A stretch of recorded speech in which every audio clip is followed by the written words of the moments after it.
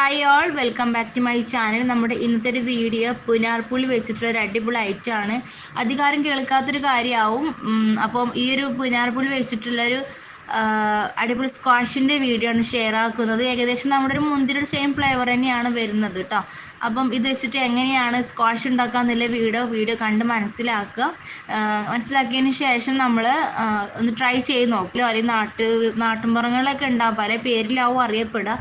പക്ഷെ ഇതിന് പുനാർപ്പുളി എന്നാണ് പേരിൽ അറിയുന്നത് കേട്ടോ. സെയിം പോലെ തന്നെ നമ്മൾ സാധാരണ സ്ക്വാഷ് ഉണ്ടാക്കുന്ന അതേ സെയിം മെത്തേഡ് തന്നെയാണ് വരുന്നത്. അപ്പം ഇതിൻ്റെ ഈ ഒരു സംഭവം മാത്രമേ വ്യത്യാസമുള്ളൂ. ഏകദേശം നമ്മുടെ മുന്തിരിയുടെ സെയിം ഫ്ലേവർ തന്നെ വരുന്നു.